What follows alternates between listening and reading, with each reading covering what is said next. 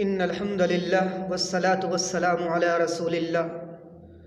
काबिल कदर, जैसे कि आप जानते हैं, पूरी मीडिया पर यह बात आम है कि आयशा नामी लड़की ने ख़ुदकुशी कर ली, अपनी जान दे दी। और इसका नतीजा क्या है? सिर्फ जहेज़ की बिना पर उसने अपनी जान दे दी। उसका शौहर जो कि राजस्थान का रहने वाला था, उसके घर वालों से बार बार मुतालबे किया करता था जहेज़ के पैसों के। हालांकि 1.5 लाख रुपया उसको दे भी चुके थे, उसके बावजूद उसके बाद वो मुतालबे करता रहता था। आयशा तंग आ गई थी अपनी ज़िंदगी से, उसे ये ज़िंदगी प्यारी नहीं लगी, उसने अपनी जान दे दी। मेरे अजीज़ों, गौर करो, गौर करने का मकाम है। अगर उम्मत का यही हाल रहा, इस कौम का यही हाल रहा, तो हर बेटी ऐसी ही जान देती रहेगी। मौलाना सलमान नदवी साहब ने अपने बयान के अंदर ये बात कही कि जब मैंने गुजरात को अपने साथी के पास फ़ोन लगाया, मैंने उनसे पूछा कि आयशा का ये कैसे कैसे हुआ, तो उनके साथी साहब ने कहा कि मौलाना कैसी बात कर रहे हैं आप, यहाँ एक आयशा नहीं बल्कि हज़ारों लाखों आयशा ऐसी हैं जो अपनी जान से जा रही हैं, जो अपनी ज़िंदगी खो रही हैं। अल्लाह अकबर। हमारा मुआशरा इतनी बर्बादी की तरफ पहुँच गया। और आजकल हालात तो ये हो गए, कहना नहीं चाहता लेकिन कहना पड़ता है, जहेज़ में मिले हुए सोफ़ों पर बैठ कर के दरसे कुरान होता है, जहेज़ में मिले हुए सोफ़ों पर बैठ कर के दरसे हदीस दी जाती है, जहेज़ में मिला हुआ फ्रिज, उसमें से ठंडी बोतल निकाल कर पानी पीकर अल्हम्दुलिल्लाह कहा जाता है। जहेज़ में मिली हुई गाड़ी पर, उस पर घूमकर मोहतरमा को दीन की बातें बताई जाती हैं।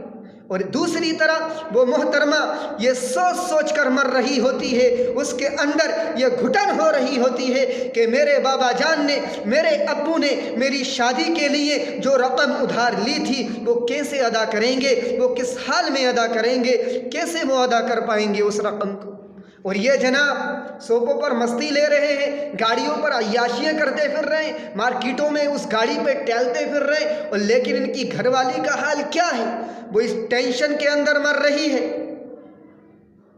कि मेरे बाप ने मेरी शादी के लिए जो रकम ली थी तो मेरे बाप कैसे अदा करेंगे।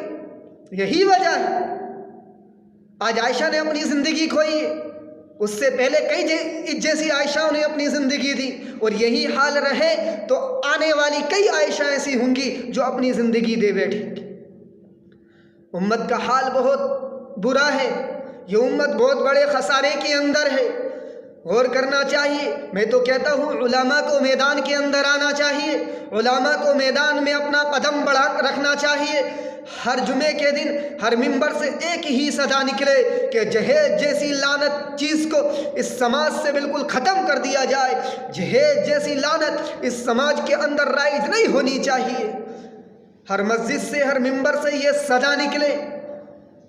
अगर उलमा किराम पीछे रहे, इस मामले में उलमा ने कदम नहीं रखा, तो कसम खुदा की ये उम्मत बहुत बड़ी बर्बादी की तरफ चली जाएगी। और यही वजह है कि आज 30, 35, 40 साल की लड़कियां घरों के अंदर बैठी हुई हैं, उनके रिश्ते नहीं हो रहे, सिर्फ गुर्बत की बिना पर, फिर सिर्फ गरीबी की बिना पर, सिर्फ जहेज़ की बिना पर। उनके माँ बाप के पास जहेज़ देने के लिए पैसा नहीं है, उनकी शादी में मोटरसाइकिल या कार देने के लिए पैसा नहीं है, वो बेचारी घरों के अंदर बैठी हुई है। अल्लाह के रसूल अलैहिस्सलातु वस्सलाम का निज़ाम ये नहीं था। अल्लाह के रसूल अलैहिस्सलातु वस्सलाम तो इन सारी खुराफात चीज़ों को ख़त्म करने के लिए आए थे। इन्हीं चीज़ों को अल्लाह के रसूल अलैहिस्सलातु वस्सलाम किनारा कश करने के लिए आए थे।